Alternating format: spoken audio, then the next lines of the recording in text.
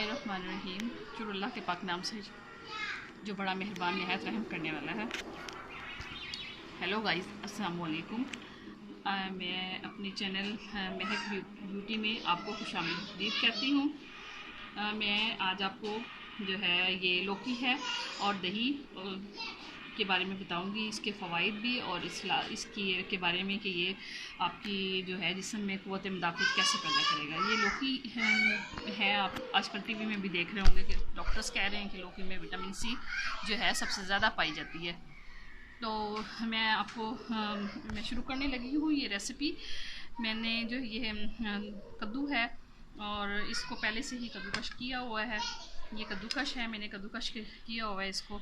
इसमें ये जो है ना, ये हमारे दिमाग के लिए भी अच्छा है ये कद्दू जो है, और हमारे दिमाग को ताकत देगा। ख़ासतौर पर ये बच्चों के लिए बहुत चीज़ मुफीद है।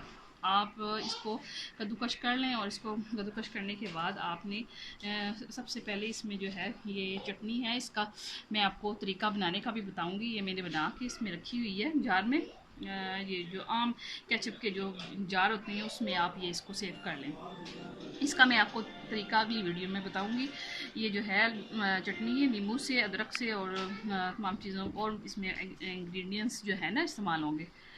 ये दही रखी हुई है, इसमें आपने जो है ये जो हमारे पास चटनी है इसको हमने इसमें मिक्स कर देना है। इसमें जो है ये चटनी जो है ये जिन लोगों के वेट ज़्यादा हैं, मोटापा है, उसके लिए मैंने नींबू वगैरह के छिलके इसमें डाल के तो ग्राइंड किया हुआ है। तो मैं आपको बताऊंगी इसकी रेमेडी भी। तो ये जो दही है मैंने इसको फेंट लिया है, इसको मैंने फेंट लिया है अच्छी तरह से।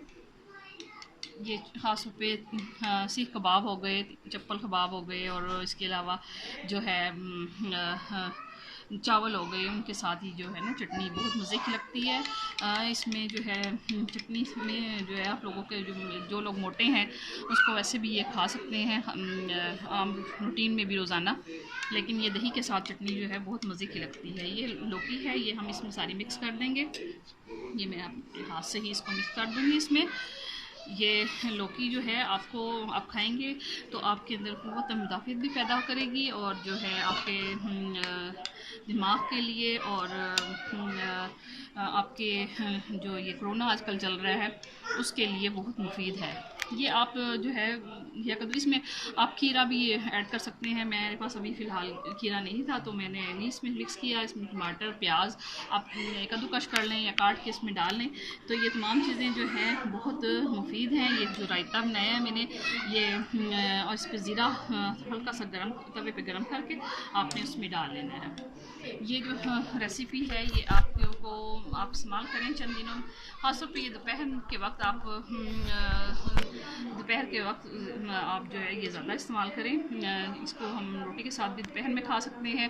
ख़ासतौर पे गर्मियों में जो है लौकी बहुत मुफीद है दिमाग के लिए, कि जिन लोगों के को दिमाग की कमज़ोरी है, ख़ासतौर पे बच्चों को आप अपने बना कर दें। बच्चे बहुत इसके साथ कोई और रेसिपी जैसे कबाब हो गए और चप्पल कबाब हो गए, दूसरी कोई है चीज़ें बना के आप बच्चों को दें, बच्चे बड़े शौक़ से खाएंगे। ये आप खाएं, इससे ये खून पैदा करती है और बहुत ही मुफीद ये रायता है।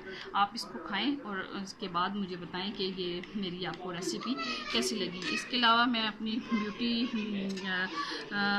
महक ब्यूटी में आपको मेकअप की जो तमाम कॉस्मेटिक की चीज़ें हैं उसके बारे में भी आहिस्ता आहिस्ता बताऊँगी। फ़िलहाल अभी मैं आपको जिस्मानी तौर पर अंदरूनी जो इंसान के अंदर कमज़ोरी है जिसकी वजह से चेहरे पे दाग धब्बे कील पड़ जाती हैं, उसकी अंदर से जो है इंसान की जो खराबियाँ पैदा होती हैं, खून की में खराबियाँ हो जाती हैं, उसको ये सही करेगा। फिर उसके बाद जो है मैं आपको मज़ीद और चेहरे के निखार के लिए और रंगत को निखारने के लिए मज़ीद टिप्स आपको टिप्स भी बताऊंगी और कॉस्मेटिक की जो चीज़ें यूज़ हो रही हैं वाइटनिंग के लिए और दूसरी जो भी हैं वो मैं आपको आहिस्ता आहिस्ता बताऊँगी। गाइस मेरा अपना छोटा सा घर में ही मैंने पार्लर बनाया हुआ है, तो शुक्र अल्हम्दुलिल्लाह कि मैं अभी तक कामयाब जा रही हूँ।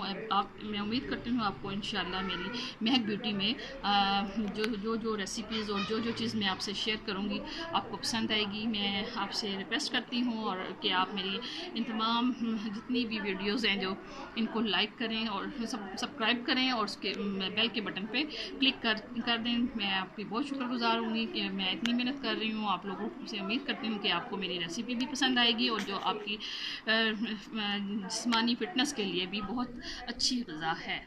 थैंक यू, शुक्रिया।